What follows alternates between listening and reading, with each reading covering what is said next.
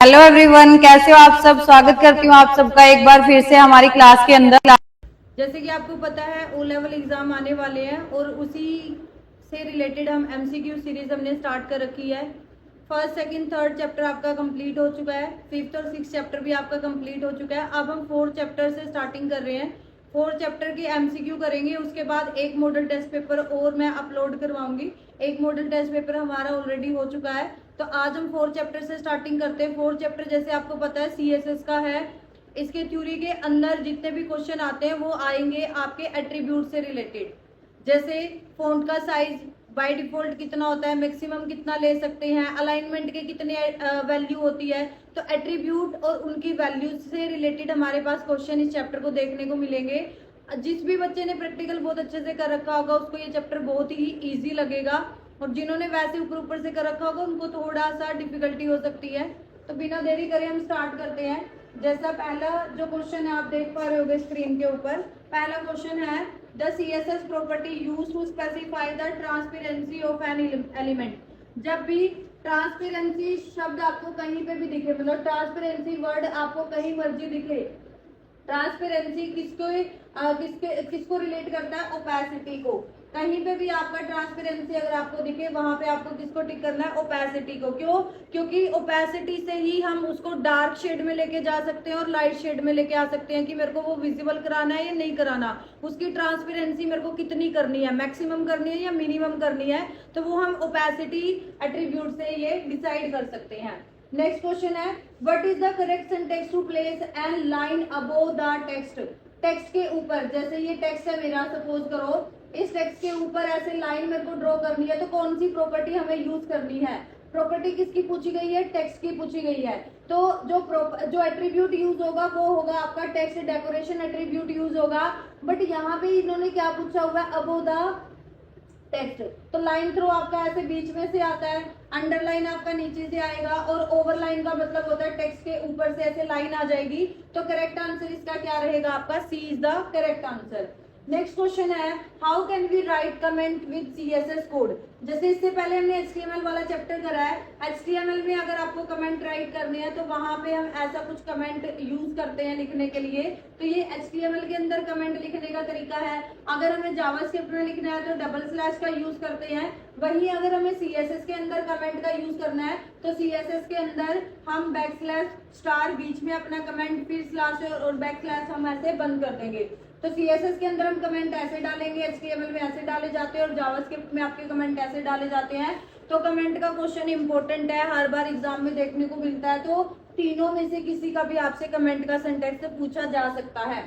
Next question है setting N inline block. Inline भी है और साथ में क्या है, ब्लॉक प्रॉपर्टी है। इनलाइन का मतलब क्या होता है, जैसे ये मेरा ब्राउजर है, मैंने पी टैग लिया है, यहाँ पे पी टैग के अंदर मैंने लिखा हेलो और इसको मैंने बंद कर दिया।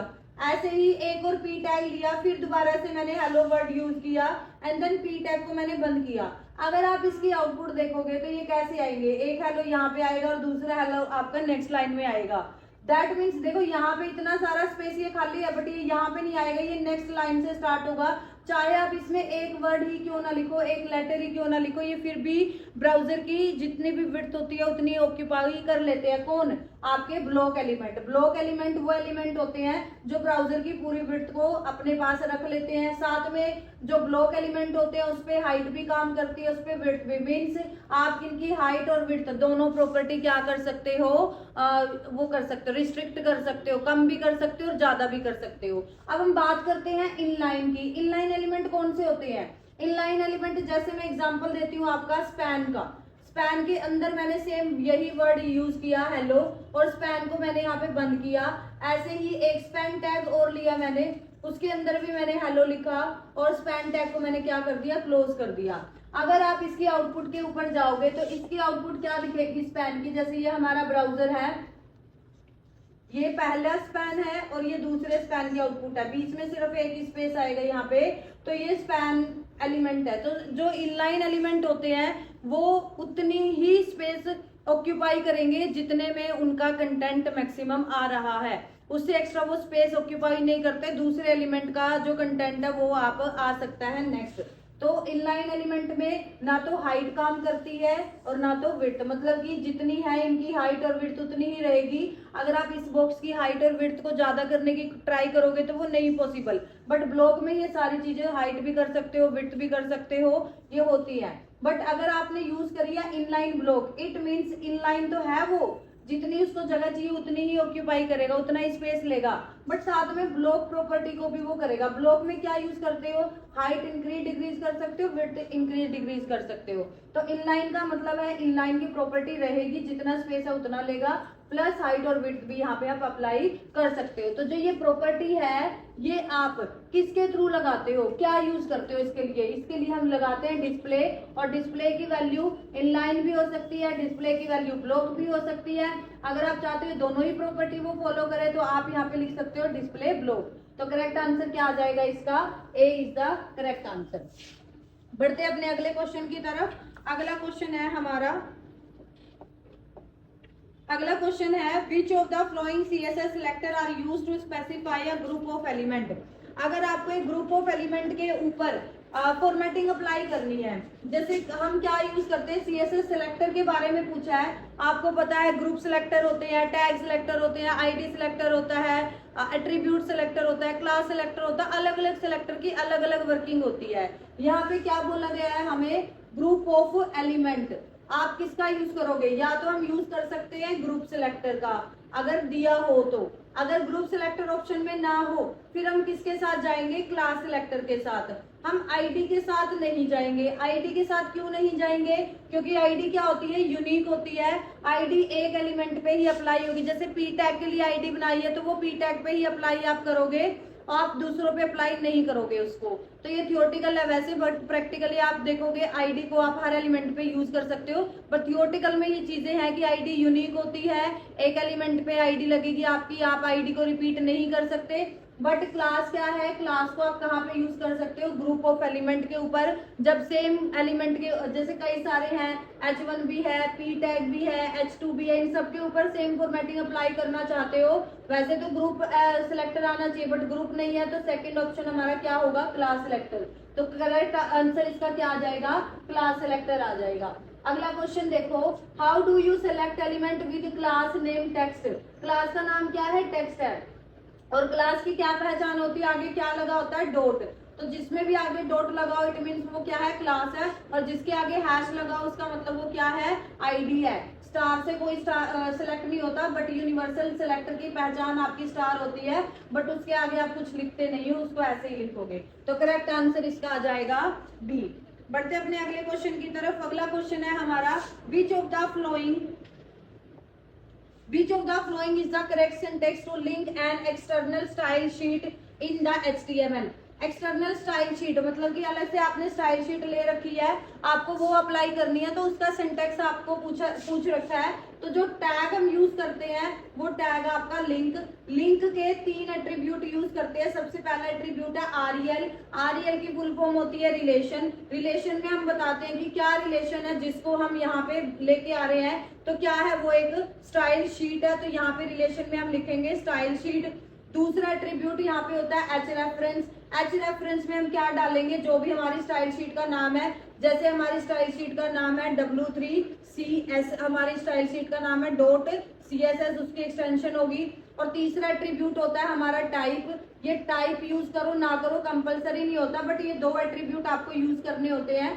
टाइप की वैल्यू क्या है, ये क्या है, टेक्स्ट है, और कैसा टेक्स्ट है आपका, CSS का टेक्स्ट है, तो टेक्स्ट स्लैश लगा के CSS आ जाएगा। तो ये 3 एट्रीब्यूट आपके यूज होते हैं लिंक टैग के, और लिंक टैग यूज किया जाता है एक्सटर्नल स्टाइल शीट को अप्लाई करने के लिए। तो देख लो कहाँ पे बन रहा है, रिलेशन स्टाइल शीट में स्पेस आया हुआ है, यहाँ पे स्पेस नहीं आएगा। उसके बाद सोर्स यूज नहीं होता, लिंक यूज नहीं होता, स्टाइल टैग यूज नहीं होता। उसके बाद एच रेफरेंस स्टाइल .CSS, यहाँ पे वैसे डबल कोट्स आएंगे, और स्टाइल शीट आ जाएगा रिलेशन के अंदर, स्पेस नहीं आएगा, विदाउट स्पेस आएगा ये। तो आपको ये चीजें देखनी है। तो करेक्ट आंसर क्या आ जाएगा हमारा, ए इज द करेक्ट आंसर। अपना अगला क्वेश्चन देखते हैं हम। नेक्स्ट क्वेश्चन है, what will be output of the following CSS code snippet. H1 के अंदर इन्होंने क्या ले रखा है, H1 के अंदर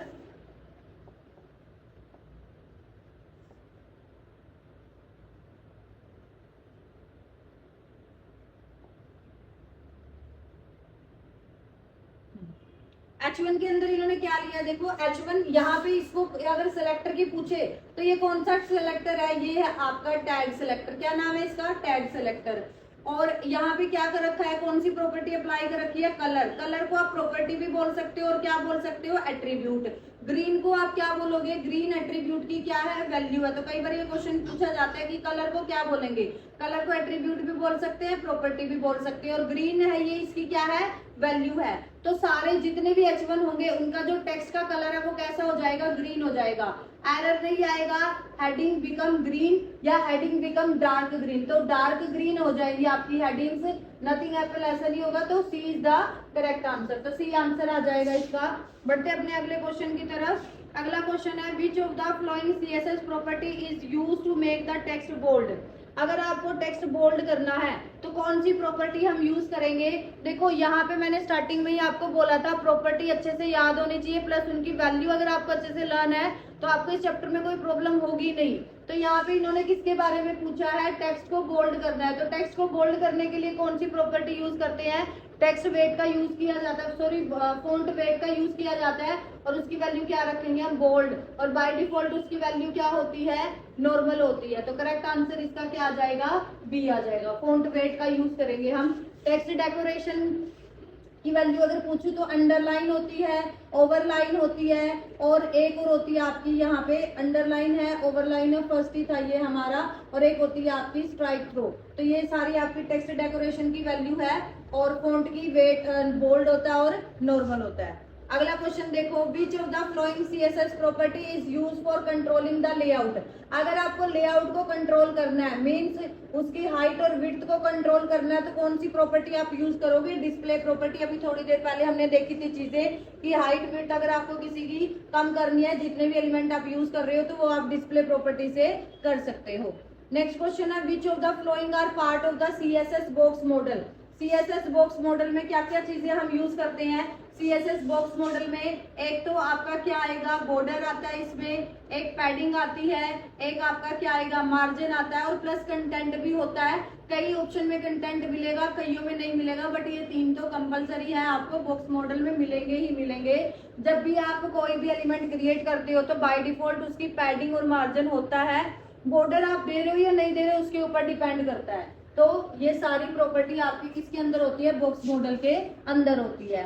नेक्स्ट क्वेश्चन है, which of the following CSS property specify the type of list item marker.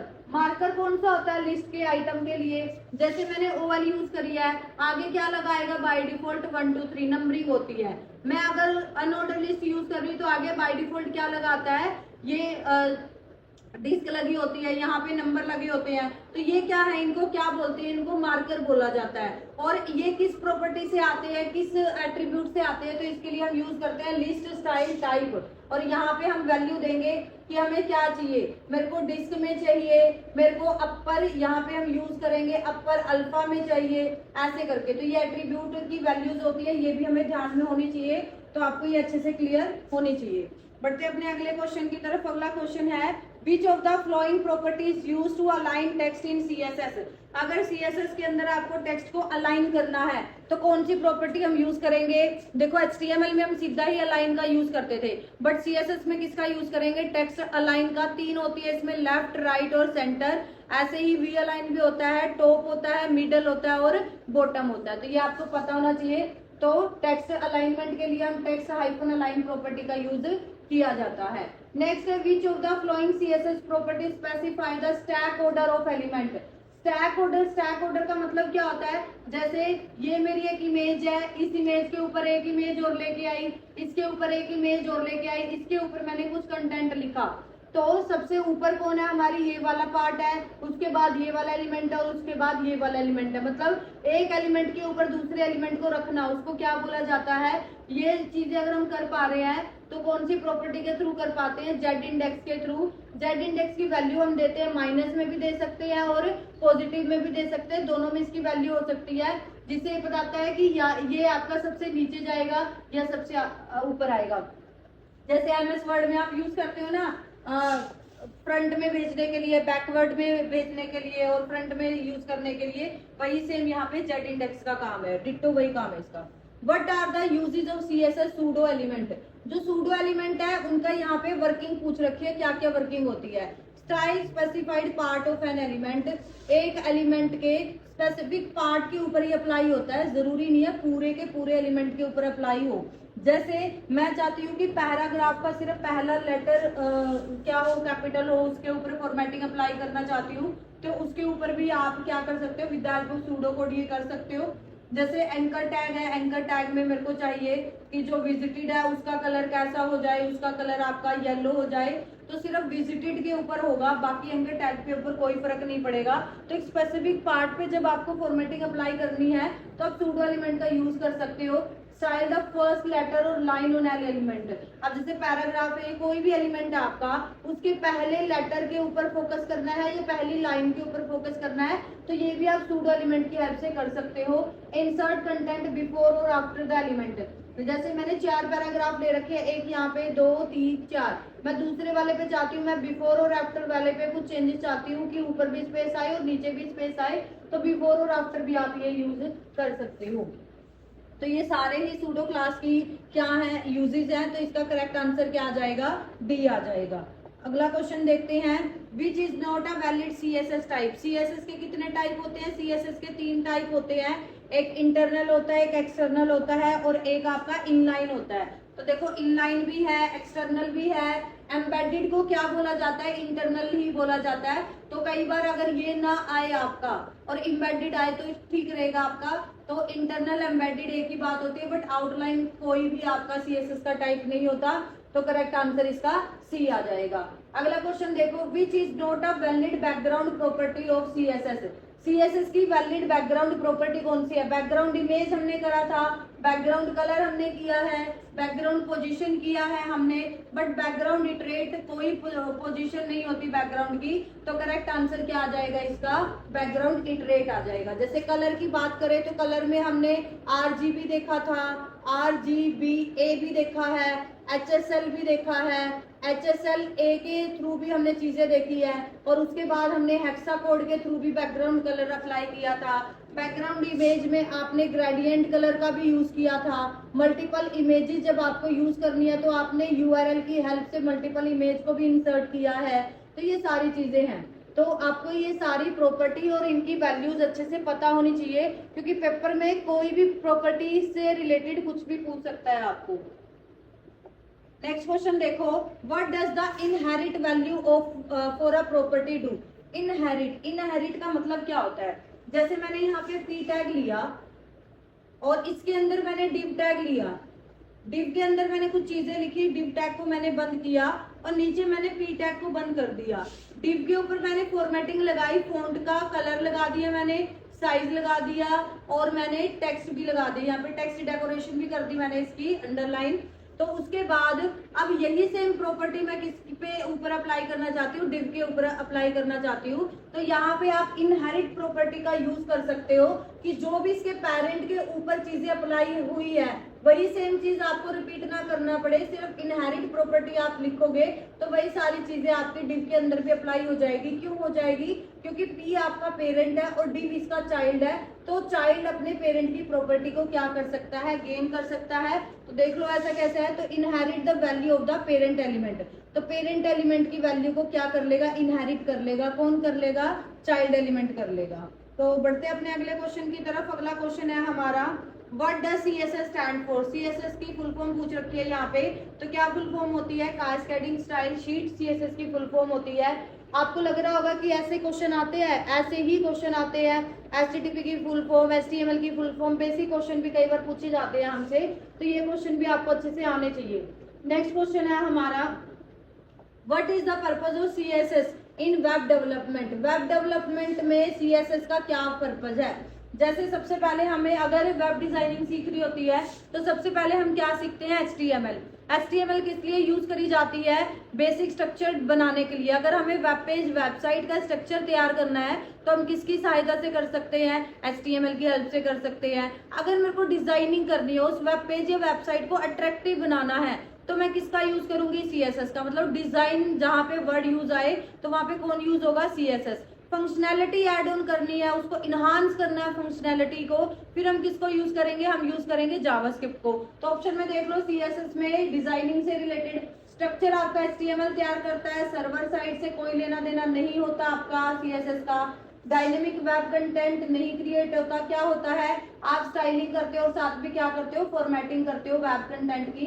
तो करेक्ट आंसर क्या आ जाएगा इसका, सी आ जाएगा। अगला क्वेश्चन है what is the purpose of the CSS property margin in the web page styling. अब मार्जिन क्या होता है, जैसे मेरा ये वेब पेज है, यहाँ पे मैंने एक डिव ले रखा है, इस डिव को मैं यहाँ से यहाँ पे लेके आना चाहती हूँ, मतलब यहाँ से मैं इसको हटाना चाहती हूँ और यहाँ पे मैं इसको शिफ्ट करना चाहती हूँ। तो जब आप पूरे इस बॉक्स को, पूरे इस डब्बे को ऊपर से यहाँ पे लेके आना चाहते हो, मीन्स इसकी पोजीशन आप चेंज कर रहे हो, तब आप किसका यूज करोगे, मार्जिन का। अब सपोज करो यहाँ पे मैंने कुछ कंटेंट भी लिख रखा है, ये कंटेंट मैं यहाँ से स्टार्ट करना चाहती हूँ। जब आप कंटेंट की पोजीशन चेंज करना चाहते हो तब हम यूज करते हैं किसका, पैडिंग प्रॉपर्टी का यूज किया जाता है। बट जब हम पूरे डब्बे को, पूरे बॉक्स को इधर से उधर करते हैं तब हम यूज करते हैं मार्जिन का। ये दोनों चीजें आपको बहुत अच्छे से क्लियर होनी चाहिए। तो देख लो ऐसा कहाँ पे है, adjust the space inside an element. Inside an element कौन करेगा, अंदर की बात हो रही है, तो अंदर कौन अप्लाई होता है, हमारा पैडिंग अप्लाई होता है। फॉन्ट का साइज से कोई लेना देना नहीं होता, टेक्स्ट के कलर से कोई लेना देना नहीं होता। Adjust space outside an element, outside है ये जैसे एलिमेंट है और ये इसके बाहरी आउटसाइड है, इस स्पेस को आप क्या कर रहे हो, एडजस्ट ऊपर कर रहे हो, नीचे कर रहे हो, इस चीज को हम क्या बोलते हैं, मार्जिन बोला जाता है। तो ये बेसिक सी चीज है बट आपको क्लियर होनी चाहिए अच्छे से। नेक्स्ट क्वेश्चन है which property is used in CSS to change the background colour.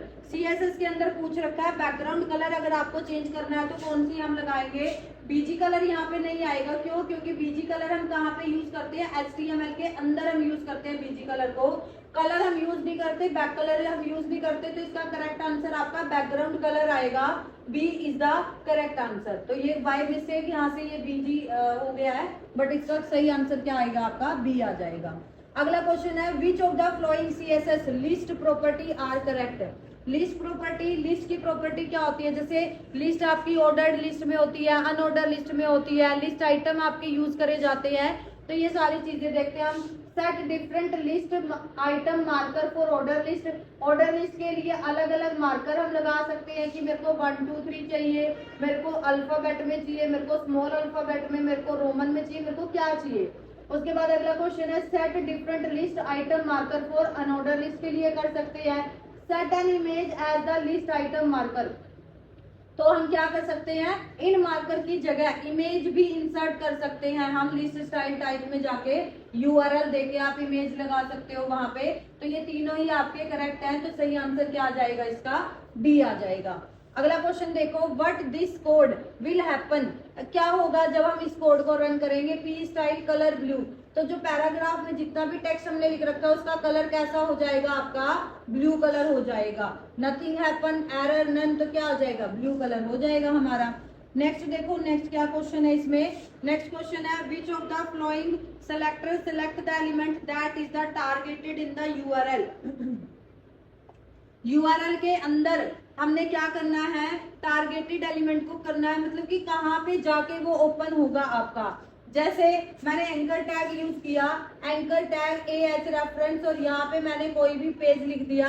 By default जब आप इसको विंडो में खोलोगे तो ये इसी टैब में खुलेगा, बट आप चाहते हैं इसको अगले टैब में, यहाँ पे इस टैब में खुले, तो उसके लिए आपको किसका यूज करना पड़ेगा, टारगेट एट्रीब्यूट का यूज करना पड़ेगा। टारगेट एट्रीब्यूट किसका एट्रीब्यूट है, एंकर टैग का। और ये क्या स्पेसिफाई करता है, ये बताएगा कि आपका जो ये एच रेफरेंस में जो भी आपने वैल्यू दे रखी है इसको कहाँ पे जाके ओपन होना है। तो ये कौन बताएगा, आपका टारगेट एट्रीब्यूट हम यूज करते हैं। तो ये एट्रीब्यूट आपका बताता है कि पर्टिकुलर एलिमेंट को जो आपने रेफरेंस में दे रखा है वो कहाँ पे खुलेगा। अगला है what type of CSS generally recommend for designing large web page. एक बहुत बड़ा वेब पेज है, आपको वो डिजाइन करना है, तो उसके लिए हम इनलाइन स्पेसिफाई नहीं करेंगे। क्यों, क्योंकि बार बार लाइन ऑफ कोड आपको बढ़ाना पड़ेगा। अब सपोज करो इस वेब पेज के अंदर कितने पैराग्राफ हैं, 100 पैराग्राफ है, और 50 पे सेम फॉर्मेटिंग अप्लाई करनी है, 20 पे सेम, 25 पे सेम, ऐसे। तो आपको ये 50 बार रिपीट करना पड़ेगा, ये 20 बार रिपीट करना पड़ेगा, ये 25 बार रिपीट करना पड़ेगा। तो बार बार रिपीटेशन हो रही है, लाइन ऑफ कोड आपका बढ़ रहा है, जिससे आपके पेज कॉम्प्लेक्स हो जाएगा, स्पीड कम हो जाएगी, लोडिंग में टाइम लगेगा। तो इन सारी चीजों को देखते हुए हम इनलाइन को यूज नहीं करते। उसके बाद बात आती है इंटरनल की। इंटरनल आपकी विद इन पेज आप यूज कर सकते हो, और सबसे बेस्ट होती है आपकी एक्सटर्नल। एक्सटर्नल आप जैसे 4 पेज है तो चारों के ऊपर सेम फॉर्मेटिंग अप्लाई करना चाहते हो तो आप एक्सटर्नल के साथ जा सकते हो। और वैसे भी जब कंटेंट आपका बहुत ज्यादा होता है तो उस टाइम पे भी आपको किसको यूज करना चाहिए, एक्सटर्नल को। क्यों? क्योंकि वहां पे फॉर्मेटिंग अप्लाई करना बहुत इजी होता है एज कम्पेयर टू अनदर। ये जो दो है हमारी, तो करेक्ट आंसर क्या आ जाएगा इसका, एक्सटर्नल आ जाएगा। उसके बाद है H1 स्टाइल कलर ब्लू। ये कौन सा टाइप है? आपका स्टाइल टैग यूज कर रखा है यहाँ पे, तो स्टाइल एट्रीब्यूट यूज कर रखा है यहाँ पे। हम इसको टैग नहीं बोलेंगे, यहाँ पे इसको एट्रीब्यूट बोला जाएगा। तो एट्रीब्यूट आपका कहाँ पे यूज होता है, इनलाइन के अंदर। और जो स्टाइल टैग हम यूज करते हैं वो कहाँ पे यूज होता है, वो होता है आपका इंटरनल में। और एक्सटर्नल में आपका एट्रीब्यूट स्टाइल यूज नहीं होता। यहाँ पे हम लिंक टैग का यूज करते हैं, और लिंक टैग के थ्रू एक्सटर्नल शीट के साथ हम लिंकिंग करवाते हैं। अगला क्वेश्चन है, which property will be use to display an image of at least 100 pixel. At least की बात हो रही है यहाँ पे। तो एट लीस्ट का मतलब क्या होता है? एट लीस्ट का मतलब है कि इतनी तो कम से कम हो। तो यहाँ पे इसका मतलब क्या बन रहा है, मीन विड्थ बन रहा है कि मिनिमम विड्थ 100 पिक्सल तो हो, ज्यादा चाहे कितनी हो बट कम से कम 100 होनी चाहिए। तो मीन विड्थ आ जाएगा, क्योंकि विड्थ की बात हो रही है, हाइट होता तो हाइट आता। यहाँ पे किसकी बात हो रही है, विड्थ की, तो हम विड्थ को ही ऑप्शन सेलेक्ट करेंगे। देखो आपके इसमें हाइट का भी दे रखा है, बट हाइट के साथ हम नहीं जाएंगे। क्यों नहीं जाएंगे, रीजन आपको पता चल गया होगा, क्योंकि विड्थ के बारे में पूछा है। तो करेक्ट आंसर क्या आ जाएगा, मीन विड्थ आ जाएगा। अगला क्वेश्चन देखो, अगला क्वेश्चन है, the CSS property which is used to define the set the difference between two line of your content। जैसे मैंने ये 2 लाइनें लिख रखी है, इनके बीच में अगर आपको स्पेस बनाना है, ज्यादा करना है, कम करना है, तो आप किससे कर सकते हो, मीन हाइट से कर सकते हो। मिनिमम हाइट इन दोनों लाइन के बीच में कितनी हो, वो कौन सी प्रॉपर्टी यूज करोगे, मीन हाइट प्रॉपर्टी आप यूज करोगे। अगला क्वेश्चन है, which of the following CSS properties use to set colour of text.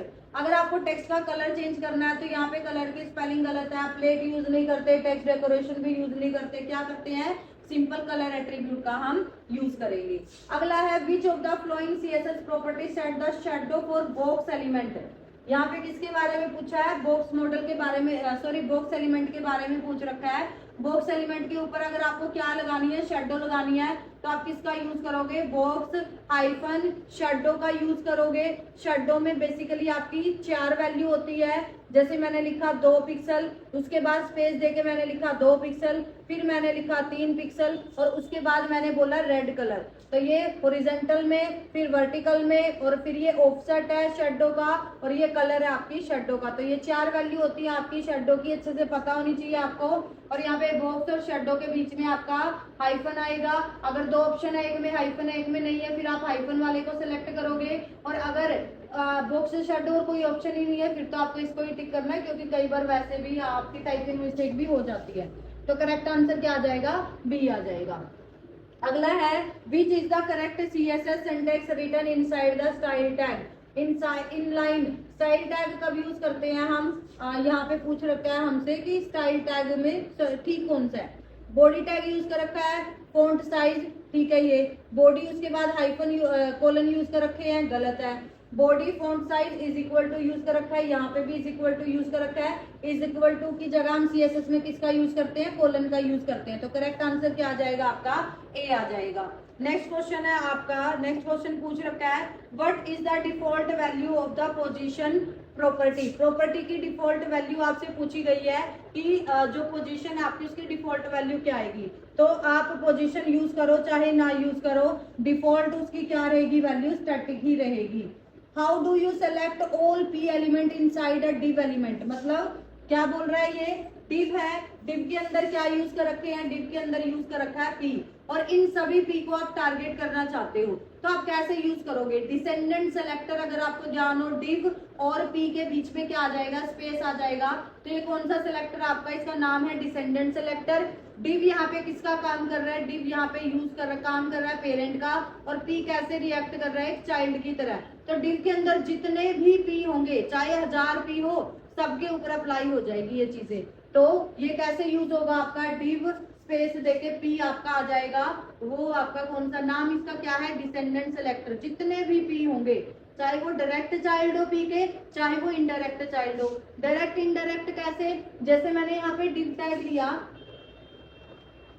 यहाँ पे मैंने पी टैग लिया और मैंने 2-3 पी टैग लिए। उसके बाद मैंने क्या लिया, स्पैन टैग लिया और स्पैन के अंदर मैंने पी टैग ले लिया। तो स्पैन अब किसका चाइल्ड है, इस वाले पी का ये पेरेंट है। इसका पेरेंट कौन है, डिव। मतलब डिव का ये डायरेक्ट चाइल्ड नहीं है, इनडायरेक्ट चाइल्ड है। मतलब डिव का चाइल्ड स्पैन है, स्पैन का चाइल्ड पी है। ये वाला जो पी है ये डायरेक्ट चाइल्ड नहीं है इस वाले डिव का। बट अगर आप किसका यूज कर रहे हो, डिसेंडेंट का, तो डिसेंडेंट आपका सबके ऊपर अप्लाई करता है। अगर आप यहाँ पे यूज कर रहे हो डिव प्लस का, सॉरी ग्रेटर देन का साइन आएगा इधर, तो ये कौन सा है आपका, चाइल्ड सिलेक्टर होता है। तो ये सिर्फ जो डायरेक्ट चाइल्ड है इसके ऊपर अप्लाई करेगा, इनडायरेक्ट चाइल्ड पे अप्लाई नहीं करता। कौन, चाइल्ड सिलेक्टर। नाम इसका चाइल्ड है तो डायरेक्ट चाइल्ड पे करेगा, इनडायरेक्ट वालों पे नहीं करेगा। मतलब जो दूसरे एलिमेंट के अंदर है उनके ऊपर अप्लाई नहीं होता। तो सब यहाँ पे क्या आ जाएगा, ये आ जाएगा। उसके बाद है how do you group multiple selector. Multiple selector को अगर आपको ग्रुपिंग करनी है तो आप कौन सा यूज करते हो, प्लस का साइन, स्पेस, स्टार। हम किसका यूज करते हैं, कोमा का यूज करते हैं। जैसे H1 coma, H2 coma, P। तो इन तीनों के ऊपर सेम फॉर्मेटिंग, तो इनको कोमा से हम सेपरेट करेंगे। अगला क्वेश्चन है how to apply specific style to H1 tag only when mouse point to it. जब माउस पॉइंट कर रहे हैं तभी क्या हो रहा है, स्टाइल हमारा डिफाइन हो रहा है, स्पेसिफाई हो रहा है। तो इसके लिए हम कौन सा एट्रीब्यूट यूज करेंगे, होवर एट्रीब्यूट का यूज किया जाता है। H1 होवर, और यहाँ पे हम लिख देते हैं जैसे मैं चाहती हूँ कलर क्या हो जाए, जैसे मैं H1 पे लेके जाऊं कलर जैसे रेड हो जाए। तो यहाँ पे ये प्रॉपर्टी आप ऐसे डिफाइन कर सकते हो होवर वाली, कि माउस पॉइंट करे तो हो, अदरवाइज ना हो। बढ़ते अपने अगले क्वेश्चन की तरफ। अगला क्वेश्चन है which attribute specify a unique alpha numeric identifier to be associated with an element. ये किसकी बात कर रहा है, यहाँ पे यूनिक की। और जहां पे भी यूनिक शब्द आ जाए आपको किसको टिक करना है, आईडी को टिक करना होता है। वहां पे unique alpha numeric identifier to be associated with an element, एक एलिमेंट के साथ उसको एसोसिएट किया जाता है और जो क्या होता है, यूनिक। तो वो कौन है आपका, आईडी। और आईडी की क्या पहचान होती है, आगे क्या लगा होता है, हैश। जैसे मैंने लिखा P1, तो ये क्या है, आपकी आईडी है। अगला क्वेश्चन है आपका विच of the flowing selector select all element of E that have the attribute ATR that end with the given value। जो given value के साथ क्या हो रहा हो, एंड हो रहा हो। यहाँ पे क्या बोल रहा है, all element of E, E के जितने भी एलिमेंट है जिनका एट्रीब्यूट क्या है, ATR है उसका एट्रीब्यूट, तो उसके ऊपर फॉर्मेटिंग अप्लाई करनी है। तो क्या होगा इसके अंदर, यहाँ पे एट्रीब्यूट सिलेक्टर का यूज कर रखा है इन्होंने। एट्रीब्यूट सिलेक्टर यूज होगा E, और E में यहाँ पे ये एट्रीब्यूट है, और यहाँ पे ये जो डॉलर यूज करे जाता है ये किसके लिए यूज किया जाता है, ये यूज किया जाता है स्टार्टिंग के लिए। मतलब स्टार्टिंग आपकी किससे हो रही है, तो डॉलर स्टार्टिंग के लिए यूज किया जाता है। स्टार आपका इन बिटवीन कहीं पे भी आ सकता है, और ये आपका कहाँ पे आ जाएगा, लास्ट के लिए आ जाएगा। तो डॉलर आपका एक मिनट,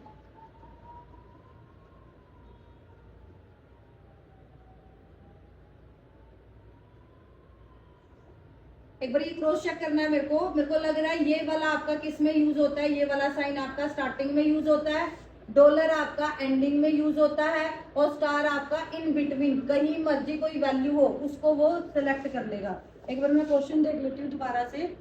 डॉलर मतलब एंडिंग होनी चाहिए डॉलर से, हाँ ठीक है।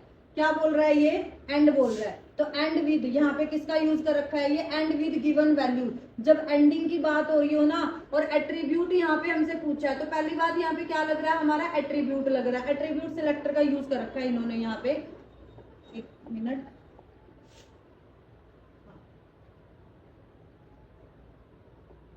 तो ये किसके लिए यूज होता है, ये वाला सिंबल होता है आपका स्टार्टिंग वैल्यू चेक करने के लिए, ये एंड वैल्यू चेक करने के लिए, ये इन बिटवीन वैल्यू चेक करने के लिए। तो एंड का पूछ रखा है, तो सही आंसर आपका बी आ जाएगा। अगला क्वेश्चन देखो, the transparent keyword is equivalent to RGBA। A यहाँ पे क्या है, ए का मतलब होता है अल्फा, और अल्फा की वैल्यू आपकी कितनी होती है, 0 से 1 के बीच में। जैसे 0 हो सकती है, 0.5 हो सकती है, 0.9 हो सकती है। तो ऐसे 0 से 1 के बीच में अल्फा की वैल्यू होगी। आर की वैल्यू कितनी होगी, 0 से 255 के बीच में सॉरी, और ऐसे ही ग्रीन की वैल्यू 0 से 255 के बीच में और ब्लू की वैल्यू भी 0 से 255 के बीच में।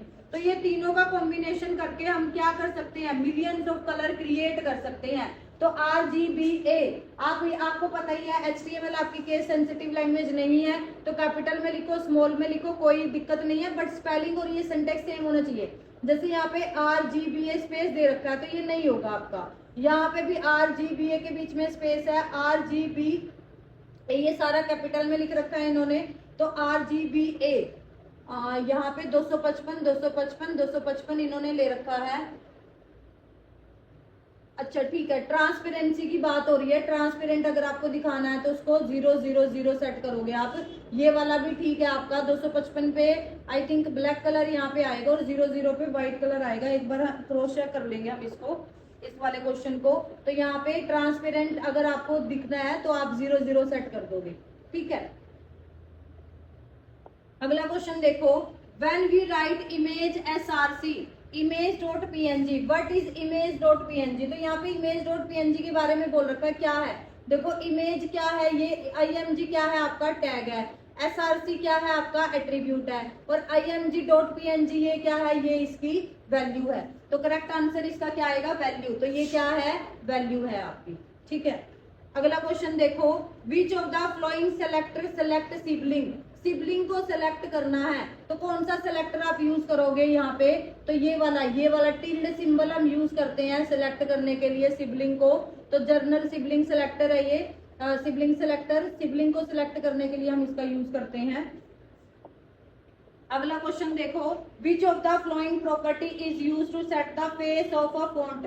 एक फॉन्ट का फेस अगर आपको चेंज करना है तो उसके लिए हम कौन सा एट्रीब्यूट यूज करेंगे, फॉन्ट फैमिली का यूज किया जाता है। एरियल हो सकता है, टाइम्स न्यू रोमन हो सकता है, वर्दाना हो सकता है, जो आपको अच्छा लगे वो आप फॉन्ट फैमिली यूज कर सकते हो। HTML में किसका यूज करते थे, फेस का यूज करते थे, फॉन्ट स्पेस देके फेस हम यूज करते थे HTML के अंदर, बट CSS में हम फॉन्ट हाइफन फैमिली का यूज करेंगे। अगला क्वेश्चन देखो, which CSS selector will be use to define a single element style. Single element के ऊपर अगर आपको स्टाइल अप्लाई करना है आप किसको यूज करोगे, तो सिंगल के ऊपर अगर आपको यूज करना है, वैसे तो हम इनलाइन सेलेक्टर का इनलाइन CSS का यूज कर सकते हैं, बट यहाँ पे क्या पूछ रखा है आपको, सेलेक्टर पूछ रखा है। तो क्लास तो मल्टीपल पे यूज होती है, टेक्स्ट कोई सिलेक्टर होता ही नहीं है, नेम भी नहीं होता, ID आपका सिलेक्टर होता है जो एक एलिमेंट के ऊपर अप्लाई किया जाता है। अगला क्वेश्चन देखो, which of the following is true for pseudo class in CSS। Pseudo class के बारे में पूछ रखा है, match a specific element, select the active link ऐसा नहीं है, are use to select all visited link ऐसा भी नहीं है, are use to define a special state of an element. एक एलिमेंट की स्पेशल स्टेट को डिफाइन करने के लिए आप इसका यूज कर सकते हो कि आपको किसके ऊपर टारगेट करना है, आपको विजिटेड के ऊपर करना है, आपको बिफोर पे करना है, आपको आफ्टर पे करना है, आपको पहली लाइन पे करना है, या फर्स्ट लेटर के ऊपर करना है, किसके ऊपर करना है आपको। तो एलिमेंट की स्पेशल स्टेट को डिफाइन करने के लिए हम सूडो क्लास का यूज कर सकते हैं। यहाँ पे है, which of the following property of an anchor element indicate that the user is currently clicking on an element. Currently वो उस पर क्लिक कर रहा है यहाँ पे, तो यहाँ पे क्या आ जाएगा आपका, एक्टिव आ जाएगा यहाँ पे। तो ये आपकी क्या है, सूडो क्लास है, और करंटली एक्टिव है, वो करंटली उस पर क्लिक कर रहा है तो एक्टिव, उसके ऊपर पॉइंट कर रहा है तो होवर क्लास, क्लिक कर चुका है उसको देख चुका है तो विजिट, और उस पर अगर अभी पहली बार उसको देख रहा है तो वहां पे हम किसका यूज करेंगे, लिंक का यूज करेंगे। अगला क्वेश्चन देखो, which CSS property specify how a video or an image is resized to fit its content box। Content box के अंदर फिट हो जाए, चाहे वो ऑडियो हो, चाहे वीडियो हो, चाहे इमेज हो, उसके अंदर फिट अगर आपको करना है तो एक प्रॉपर्टी यूज करते हैं ऑब्जेक्ट फिट। इस प्रॉपर्टी की हेल्प से अगर आप यूज कर रहे हो तो वो प्रॉपर उस पर्टिकुलर ऑब्जेक्ट के अंदर क्या हो जाएगी, पूरी पूरी फिट हो जाएगी। कई बार क्या होता है, इमेज छोटी हो जाती है, कई बार इमेज बड़ी हो जाती है, रिपीट हो जाती है, तो इन चीजों को कम करने के लिए हम ऑब्जेक्ट फिट प्रॉपर्टी का यूज कर सकते हैं। नेक्स्ट क्वेश्चन है, what is the proper HTML syntax for referencing N external style sheet. हम पहले कर चुके हैं, REL रिलेशन क्या है, स्टाइल शीट का टाइप क्या है, टेक्स्ट है, और कैसा टेक्स्ट है, CSS का, H रेफरेंस में क्या आ जाएगा, स्टाइल शीट का नाम आ जाएगा। अगला क्वेश्चन देखो, अगला क्वेश्चन है हमारा, the colour black is CSS syntax is known as. Colour black है, इसको क्या बोला जाता है? ये क्या है? वैल्यू। देखो वैल्यू तो नहीं है, पूरा पूछ रखा है इन्होंने। अगर पूछ रहे थे कि ब्लैक क्या है या फिर कलर क्या है, कलर क्या है? एट्रीब्यूट। ब्लैक क्या है? वैल्यू है। पूरे के बारे में पूछ रखा है, तो वैल्यू तो है नहीं है, सेलेक्टर भी नहीं है क्योंकि कुछ बता ही नहीं रखा क्या है, रूल भी नहीं है, तो इसको क्या बोलेंगे? डिक्लेरेशन। हम क्या कर रहे हैं? कलर ब्लैक कर रहे हैं, तो हम डिक्लेयर कर रहे हैं यहाँ पे, तो क्या आ जाएगा? यहाँ पे बी आ जाएगा। अगला है which of the following CSS property sets the stacking order of positioned element. Position element को स्टॉक करना या आपको स्टैकिंग करना है कि एक के बाद दूसरा, दूसरे के बाद तीसरा, ऐसे नंबरिंग अगर आपको देनी है कि ये पहली प्रेफरेंस हो, ये दूसरे पे आई, ये तीसरे पे, ये इसके बैक में आई, ये इसके फ्रंट में आए, तो इसके लिए हम किसका यूज करते हैं? जेड इंडेक्स का यूज करते हैं। अगला है name the syntax of declaring a CSS rule. CSS rule अगर आपको डिक्लेयर करना है तो उसके सिंटैक्स के बारे में बात हो रही है, तो पहले property name value, property name value, उसके बाद आपका आएगा प्रॉपर्टी नेम और कॉलन, और उसके बाद वैल्यू, और बाद में क्या आ जाएगा? सेमीकोलन। तो करेक्ट आंसर क्या आ जाएगा? आपका डी आ जाएगा। अगला क्वेश्चन देखो, Which of the following syntax is correct in CSS to make each word of a syntax start with a capital letter? अगर आपको किससे स्टार्ट करना है? कैपिटल लेटर से, मतलब कि वर्ड का पहला लेटर क्या हो? आपका कैपिटल हो। जैसे मैंने यहाँ पे लिखा हेलो, हेलो में एच कैपिटल हो, बाकी सारे आपके क्या हो? स्मॉल हो, तो इसके लिए हम कैपिटलाइज प्रॉपर्टी का यूज करते हैं। और यहाँ पे कौन सी प्रॉपर्टी यूज होगी? प्रॉपर्टी का नाम है टेक्स्ट ट्रांसफॉर्म, और टेक्स्ट ट्रांसफॉर्म की वैल्यू क्या रखनी है हमने? कैपिटलाइज। तो यहाँ पे क्या आ जाएगा? Text transform capitalize. तो देखो यहाँ पे ट्रांसफॉर्म लिख रखा है, टेक्स्ट नहीं लिख रखा, टेक्स्ट ट्रांसफॉर्म कैपिटल लिख रखा है, यहाँ पे कैपिटलाइज आएगा, तो प्रॉपर आपको पता होना चाहिए। अगला क्वेश्चन है which of the following is not a value for font style. Font style की कौन सी वैल्यू नहीं है? तो फॉन्ट स्टाइल में आपका क्या आता है? नॉर्मल है या फिर ओब्लिक, ये दो ही वैल्यू है। इटैलिक नहीं होता, ओब्लिक इटैलिक की तरह ही होता है। वैसे तो इसकी आउटपुट देखोगे दोनों की सेम दिखेगी, बट इटैलिक इसकी वैल्यू नहीं होती। फॉन्ट स्टाइल नन भी आप कर सकते हो, नन भी वैल्यू होती है, बट इटैलिक कोई वैल्यू नहीं होती आपकी। अगला क्वेश्चन है how will you make all paragraph element red. सारे पैराग्राफ क्या हो? रेड दिखे आपको, तो यहाँ पे कलर पी कलर रेड हो, ये सही है आपका। सारे के सारे पैराग्राफ आपके क्या हो? रेड हो, तो ये ठीक है आपका। RGBA 255 और हाईएस्ट वैल्यू इसने ले रखी है यहाँ पे। उसके बाद ये भी करेक्ट है, क्यों? क्योंकि यहाँ पे अल्फा की वैल्यू क्या ले रखी है इन्होंने? 1, तो 1 का मतलब डार्क शेड की तरफ जाता है, 0 का मतलब लाइट शेड में आएगा वो। और R की वैल्यू यहाँ पे, R की वैल्यू, रेड की वैल्यू 255 है। उसके बाद कलर RGB, और यहाँ पे 255 करोगे, 0 पे करोगे तो भी वो रेड ही कलर आपको यहाँ पे दिखाई देगा। तो करेक्ट आंसर क्या आ जाएगा? इसका डी आ जाएगा। सारे ही ठीक है, सारे से आपका क्या आ जाएगा? सारे पैराग्राफ रेड हो जाएंगे। अगला है how do you display hyperlink without an underline. अगर आपको अंडरलाइन हटानी है तो अंडरलाइन लगाने के लिए कौन सा यूज करते हैं हम? Text decoration. अगर टेक्स्ट डेकोरेशन कोलन अंडरलाइन लिखा तो अंडरलाइन लग जाएगी, बट अगर अंडरलाइन लगी हो उसको हटाना हो तो क्या करेंगे? टेक्स्ट डेकोरेशन नन, कि मेरे को डेकोर ही नहीं करना उसको, तो क्या वैल्यू आ जाएगी? टेक्स्ट डेकोरेशन नन, इसका करेक्ट आंसर आ जाएगा। अगला क्वेश्चन देखो, where in an HTML document is the correct place to refer to an external style sheet. External style sheet अगर आपको कॉल करवानी है, लिंक करवानी है, तो आप कौन से टैग का यूज कौन से सेक्शन के अंदर या कौन से टैग के अंदर उसको लिखेंगे? तो हम कहाँ पे लिखते हैं उसको? हेड के अंदर हम लिखते हैं इसको। स्टाइल टैग इंटरनल भी हेड के अंदर आती है, एक्सटर्नल भी आपकी हेड के अंदर आएगी, इनलाइन आपकी कहाँ पे आती है? विद इन टैग आती है आपकी। अगला क्वेश्चन है the CSS property use to control the element font size. Element के फॉन्ट के साइज को अगर आपको कंट्रोल करना है उसके लिए हम किसका यूज करेंगे? फॉन्ट साइज का यूज करेंगे। अगला क्वेश्चन है which type of CSS is use in the code below. कौन सी यूज कर रखी है? P style is equal to, देखो विद इन टैग यूज कर रखी है, तो विद इन टैग कौन सी होती है? इनलाइन CSS होती है। विद इन पेज कौन सी होती है? इंटरनल। और होल वेबसाइट में कौन सी होती है? एक्सटर्नल होती है आपकी। तो ये चीजें आपको अच्छे से क्लियर होनी चाहिए। अगला क्वेश्चन देखो which language is CSS। CSS से क्या करते हैं हम? क्या स्ट्रक्चर तैयार करते हैं? नहीं। स्ट्रक्चर किससे तैयार किया जाता है? स्ट्रक्चर आपका HTML से तैयार किया जाता है। क्या ये मार्कअप लैंग्वेज है? नहीं, ये मार्कअप लैंग्वेज नहीं है, मार्कअप आपकी HTML है। बिहेवियर चेंज करते हो, बिहेवियर हम जावास्क्रिप्ट से चेंज करते हैं। इससे क्या चेंज करते हैं हम, प्रेजेंटेशन, दिखने का तरीका, कलर, बैकग्राउंड कलर, ये सारी चीजें हम चेंज कर सकते हैं with the help of CSS। तो करेक्ट आंसर क्या आ जाएगा इसका, बी आ जाएगा। अगला है what are the 2 segment of style tag. Style tag के 2 सेगमेंट क्या है। सबसे पहले तो हम क्या लिखेंगे, टैग लिखते हैं, एलिमेंट भी बोल सकते हैं और उनको क्या बोल सकते हैं हम, सेलेक्टर भी बोल सकते हैं। और उसमें क्या लिखेंगे, उनकी वैल्यूज लिखी जाती है, प्रॉपर्टी लिखी जाती है, सेलेक्टर एंड प्रॉपर्टी। तो करेक्ट आंसर क्या आ जाएगा, सिलेक्टर। जैसे मेरे को पी के ऊपर अप्लाई करना है तो पी, और यहाँ पे करली ब्रैकेट, और मेरे को इसका कलर चेंज करना है तो ये प्रॉपर्टी, और प्रॉपर्टी की वैल्यू मैंने यहाँ पे लिख दी। तो ये प्रॉपर पूरा क्या है आपका, स्टाइल टैग के 2 सेगमेंट हम यूज करते हैं, एक तो सिलेक्टर और दूसरा उसकी प्रॉपर्टी। क्या अप्लाई करना चाहते हो आप।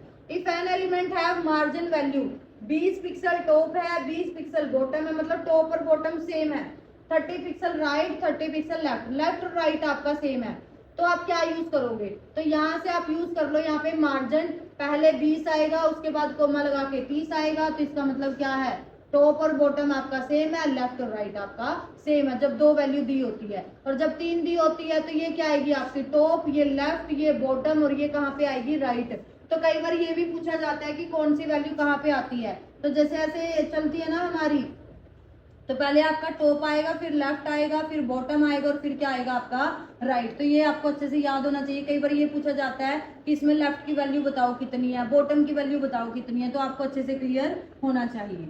अगला क्वेश्चन देखो, अगला क्वेश्चन है हमारा, विच of the following is not used with text decoration property. Text decoration में ओवरलाइन देखी हमने, अंडरलाइन देखी, लाइन थ्रो भी देखी, बट इनलाइन कोई प्रॉपर्टी नहीं होती। तो करेक्ट आंसर क्या आ जाएगा इसका, इनलाइन आ जाएगा। अगला क्वेश्चन है, in CSS selector are use to select the element you want to style. आप जिस भी एलिमेंट के ऊपर सेलेक्टर अप्लाई करते हो, जो क्या अप्लाई करते हो, क्या हो जाए उससे, प्रॉपर्टीज अप्लाई करते हैं हम। देखो, selector are use to select the element, element को सिलेक्ट करने के लिए हम सेलेक्टर का यूज करते हैं। यू वांट टू स्टाइल, क्या क्या प्रॉपर्टी, कि उसका कलर ये हो जाए, उसकी अलाइनमेंट ये हो जाए, उसका साइज ये हो जाए, उसकी पोजीशन ये हो जाए। ये सारी चीजें हम किसके थ्रू बताते हैं, प्रॉपर्टी के थ्रू बताते हैं। नेक्स्ट क्वेश्चन है, the CSS property use to set the distance between the border of the adjacent cell in the table. ये क्या बोल रहा है आपका, जैसे ये टेबल है हमारी और ये ऐसे सेल है हमारी, use to set the distance between the border of adjacent cell. ये एडजेसेंट सेल का बॉर्डर है, इनके बीच के स्पेस को आप कम भी कर सकते हो, आप ज्यादा भी कर सकते हो। वो कैसे करोगे, बॉर्डर स्पेसिंग से। बॉर्डर स्पेसिंग की वैल्यू मैंने 5 पिक्सल दी, तो हर एक सेल के बीच में कितना गैप आ जाएगा, 5 पिक्सल का। अगर बॉर्डर स्पेसिंग की वैल्यू मैंने 0 कर दी तो क्या हो जाएगा, यहाँ पे स्पेस इनका बिल्कुल ही खत्म हो जाएगा। तो करेक्ट आंसर क्या आ जाएगा, बॉर्डर स्पेसिंग आ जाएगा। वैसे हम बॉर्डर कोलैप्स का भी यूज कर सकते हैं, बॉर्डर कोलैप्स। और अगर मैंने इसकी वैल्यू कोलैप्स करी तो ये क्या कर देगा, जैसे ये सेल है हमारी, इन दोनों को ऐसे कोलैप्स कर देगा, बीच के स्पेस को बिल्कुल खत्म कर देगा। कौन, बॉर्डर कोलैप्स प्रॉपर्टी। और वैल्यू क्या होगी इसकी, कोलैप्स ही होगी। अगला है, which of the following CSS property is use to specify whether the table cell share the common और सेपरेट बॉर्डर। कि वो कॉमन बॉर्डर यूज कर रहे हैं, जैसे ये कॉमन बॉर्डर यूज कर रहे हैं, या फिर ऐसे सेपरेट सेपरेट यूज कर रहे हैं। कौन सी प्रॉपर्टी बताती है, तो वो कौन बताएगी, border collapse. Border collapse property use कर रखी है, और इसकी वैल्यू अगर हमने कोलैप्स ले रखी है, इट मीन्स इनके बीच में कोई भी स्पेस नहीं है, इनका बॉर्डर क्या है, कोलैप्स है, मर्ज है। अगर बॉर्डर कोलैप्स की वैल्यू हमने नॉर्मल ले रखी है तो वो क्या हो जाएगी, ऐसे बीच में स्पेस आ जाएगा हमारा। ठीक है, अगला क्वेश्चन देखो, अगला क्वेश्चन है, which of the following CSS 3 property can be use to allow line break within word. Within word के अंदर अगर आपको लाइन ब्रेक करना है तो आप किसका यूज करोगे, वर्ड ब्रेक का हम यूज करते हैं। ये हम अच्छे से कर चुके हैं। जैसे ये पैराग्राफ है आपका, यहाँ से आके आपको ये पूरा इतना बड़ा वर्ड है, ये पूरा नहीं आ रहा, तो वर्ड ब्रेक यूज करेंगे तो ये बाहर नहीं निकलेगा, ये यहाँ से स्टार्ट हो जाएगा, मतलब आधा वर्ड टूट के आपका आधा इधर आ जाएगा। तो ये किससे करेंगे हम, वर्ड ब्रेक प्रॉपर्टी से कर सकते हैं। अगला है, which of the following CSS property define the space between cells in a table. Cells के बीच में जो स्पेस है वो कौन सी प्रॉपर्टी आपकी बताएगी, तो बॉर्डर स्पेसिंग बताएगी। अभी अभी हमने देखा है इसको, तो करेक्ट आंसर क्या आ जाएगा इसका, बॉर्डर स्पेसिंग आ जाएगा। अगला है, what are the benefit of using CSS।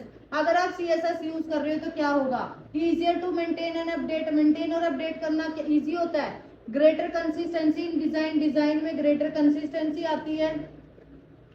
Next है more formatting option, formatting option और ज्यादा आ जाते हैं, ऑल ऑफ द अबव। तो ये सारी चीजें हम CSS की हेल्प से परफॉर्म कर सकते हैं। तो सही आंसर क्या आ जाएगा इसका, ऑल ऑफ द अबव आ जाएगा। नेक्स्ट क्वेश्चन है which of the following CSS framework is used to create a responsive design. अगर आपको रिस्पॉन्सिव डिजाइन क्रिएट करना है तो CSS का कौन सा फ्रेमवर्क आप यूज कर सकते हो। एक तो आपके सिलेबस में ही है W3.CSS फ्रेमवर्क, दूसरा फ्रेमवर्क इसी की तरह दिखने वाला कौन है, बूटस्ट्रैप। या आप बूटस्ट्रैप का भी यूज कर सकते हो, आप CSS का भी W3.CSS का भी यूज कर सकते हो अगर आपको वेबसाइट रिस्पॉन्सिव बनानी है। रिस्पॉन्सिव का मतलब क्या होता है, आप किसी भी स्क्रीन पे आपकी वेबसाइट को खोल के देख लो, वो लेआउट के हिसाब से, साइज के हिसाब से अपने आप को क्या कर लेती है, एडजस्ट कर लेती है। कौन सी वेबसाइट, रिस्पॉन्सिव वेबसाइट। तो करेक्ट आंसर क्या आ जाएगा इसका, डी आ जाएगा। अगला है which of the flowing has introduce text, list, box, margin, border, colour and background properties. ये कौन आपको बताता है, किसने इंट्रोड्यूस करी थी ये सारी प्रॉपर्टी। तो ये आ जाएगी आपकी, इसका करेक्ट आंसर क्या आ जाएगा, CSS। तो करेक्ट आंसर क्या आ जाएगा, CSS आ जाएगा। अगला है विच CSS property control the text size. Text के साइज को अगर आपको कंट्रोल करना है, कौन सी प्रॉपर्टी आप यूज करोगे। तो फॉन्ट साइज प्रॉपर्टी का हम यूज कर सकते हैं अगर मेरे को टेक्स्ट के साइज को कम करना है या फिर ज्यादा करना है। तो करेक्ट आंसर क्या आ जाएगा इसका, फॉन्ट साइज आ जाएगा। अगला क्वेश्चन देखो which CSS property is used to change the text colour of an element. अगर आपको टेक्स्ट का कलर चेंज करना है कौन सी प्रॉपर्टी यूज करेंगे, कलर प्रॉपर्टी। सिंपल सी बात है, तो कौन सी प्रॉपर्टी यूज होगी, कलर प्रॉपर्टी। नेक्स्ट है we can make rounded border. Rounded border अगर आपको यूज करना है तो कौन सी प्रॉपर्टी हम यूज करते हैं, रेडियस प्रॉपर्टी हम यूज करेंगे। बॉर्डर रेडियस प्रॉपर्टी होती है, मैंने लिखा 5 पिक्सल, तो चारों डायरेक्शन से क्या हो जाएगा, ऐसे 5-5 पिक्सल का बॉर्डर आपका राउंड हो जाएगा। जैसे यहाँ से ऐसे, यहाँ से यहाँ से ऐसे, मतलब ये कॉर्नर से, चारों कॉर्नर से आपका जो है वो राउंड हो जाएगा। तो अगर आपको बॉर्डर को राउंड करना है तो कौन सी प्रॉपर्टी यूज करोगे, बॉर्डर रेडियस प्रॉपर्टी हम यूज करेंगे। बॉर्डर और रेडियस के बीच में हाइफन आ गया, ठीक है। अगला देखो which of the following is the correct way to select H1 header in a div element. div के अंदर से आपको हेड H1 को सेलेक्ट करना है, तो वही आपको डिसेंडेंट सेलेक्टर का यूज करना है। सीधे H1 को करोगे तो सिर्फ H1 सेलेक्ट होगी, बट मेरे को div के अंदर जो H1 है उनको सेलेक्ट करना है, तो उसके लिए मैं कौन सा यूज करूंगी, डिसेंडेंट सेलेक्टर। ये वाला सेलेक्टर है जिसको डिसेंडेंट बोलते हैं। div क्या है, पेरेंट है, H1 क्या है, चाइल्ड है। तो div के अंदर जितने भी H1 है, चाहे वो इसके डायरेक्ट चाइल्ड हो चाहे वो इसके इनडायरेक्ट चाइल्ड हो, सारे के सारे सेलेक्ट हो जाएंगे। अगला है can negative value be allowed in padding property. क्या पैडिंग प्रॉपर्टी में नेगेटिव वैल्यू आ सकती है, नहीं आ सकती। तो क्या आंसर आ जाएगा, नो आ जाएगा। अगला क्वेश्चन देखो in the below code snippet in what order will the margin be added. Margin इसमें पूछ रखा है, तो पहले क्या आएगा आपका, टॉप आ जाएगा, फिर राइट आ जाएगा, फिर लेफ्ट आ जाएगा, सॉरी राइट, फिर बॉटम आएगा और फिर आपका क्या आएगा, लेफ्ट आ जाएगा। जैसे ऐसे चलेगा, टॉप से फिर राइट की तरफ, फिर बॉटम की तरफ, और यहाँ पे क्या आ जाएगा, लेफ्ट। तो जैसे ये राइट है आपका, पहले टॉप से स्टार्ट होता है, फिर ये राइट आ जाएगा, यहाँ पे बॉटम आ जाएगा और यहाँ पे लेफ्ट आ जाएगा। तो आप इसको क्लॉकवाइज भी देख सकते हो, जैसे आपको ठीक लगे। टॉप और यहाँ पे राइट और यहाँ पे आपका बॉटम आ जाएगा और यहाँ पे आपका लेफ्ट आ जाएगा। तो करेक्ट आंसर ये टॉप में लगेगा, ये राइट में लगेगा, ये बॉटम में लगेगा और ये आपका लेफ्ट में लगेगा। अगला क्वेश्चन है अगला क्वेश्चन है how do you make a list that list it's item with square. Square अगर आपको वर्क करना है तो क्या करोगे, लिस्ट स्टाइल टाइप एक एट्रीब्यूट होता है और इसकी वैल्यू आपको क्या करनी है, स्क्वायर करनी है। तो लिस्ट स्टाइल टाइप और इसकी वैल्यू क्या करोगे, स्क्वायर कर दोगे। नेक्स्ट क्वेश्चन देखो which property is used to change the list margin of an element. किसी भी एलिमेंट का अगर आपको मार्जिन चेंज करना है, आपको कौन सा मार्जिन करना है चेंज, वो भी लेफ्ट मार्जिन। अगर यहाँ पे बोलता मार्जिन तो यहाँ पे हम सिंपल यूज करते मार्जिन, बट इन्होंने स्पेशली पूछ रखा है किसको, लेफ्ट मार्जिन को, तो उसके लिए हम क्या यूज करते हैं, मार्जिन हाइफन लेफ्ट प्रॉपर्टी का यूज करेंगे। तो करेक्ट आंसर क्या आ जाएगा इसका, A is the correct answer. अगला क्वेश्चन है which is the correct format to set the border width for. Border width अगर आपको सेट करनी है तो उसके लिए करेक्ट सेंटेंस यहाँ पे पूछ रखा है आपसे। तो करेक्ट सेंटेंस आपका आ जाएगा जैसे टॉप से 10 पिक्सल, बॉटम से 5 पिक्सल, और लेफ्ट से 20 पिक्सल होना चाहिए, एंड राइट से आपका 1 पिक्सल होना चाहिए। तो देखो सबसे पहले आपका क्या आता है, टॉप आता है, तो पहले 10 पिक्सल आ जाएगा। देखो पहले क्या आएगा, टॉप, उसके बाद क्या वैल्यू आती है, राइट, उसके बाद क्या वैल्यू आती है, बॉटम, और उसके बाद क्या आती है आपकी लेफ्ट। RBL आप ऐसे भी याद कर सकते हो, TRBL। तो टॉप की वैल्यू क्या है 10 पिक्सल, उसके बाद राइट की वैल्यू कितनी है 1 पिक्सल, पिक्सल भी लिखना है भाई आपको साथ में। उसके बाद बॉटम आएगा, बॉटम की वैल्यू कितनी है 5 पिक्सल, उसके बाद 5 पिक्सल आ जाएगा, और उसके बाद है आपकी कौन आएगा, लेफ्ट, और लेफ्ट की वैल्यू कितनी है 20 पिक्सल। तो जहाँ पे ये वैल्यू लिखी हो तो देख लो कौन है आपका, 10 20 ये भी नहीं है, 10 5 20 ये भी नहीं है, 10 1 ये करेक्ट आंसर बन रहा है आपका। तो A is the correct answer. But आपको ये पता होगा तो आप इसको सेट कर पाओगे, अदरवाइज ये गलत हो जाएगा आपका। अगला क्वेश्चन देखो, how will you make all paragraph element grey. जितने भी पैराग्राफ है सारे के सारे क्या हो आपके ग्रे हो, तो पी कलर क्या हो जाए आपका ग्रे हो जाए यहाँ पे। तो आपका यहाँ पे पी डॉट ऑल लिख रखा है, तो यहाँ पे क्लास का यूज कर रखा है, बट क्लास का इन्होंने कुछ बोला नहीं है। अगर ऑल होता तो भी हम थोड़ा बहुत सोच लेते, बट यहाँ पे सीधा सीधा जवाब हमारा सबसे अच्छा ऑप्शन यही बन रहा है और करेक्ट भी यही है, तो हम डी ऑप्शन के साथ जाएंगे यहाँ पे। अगला क्वेश्चन देखो, अगला क्वेश्चन है what is the perfect preferred way for adding a background colour in HTML। HTML में अगर आपको बैकग्राउंड कलर करना है तो कौन सी प्रॉपर्टी यूज करते हैं, background hyphen colour, RGBA, HSLA, hexa code में ले लो, या फिर सिंपल उसका नाम लिख दो कलर का।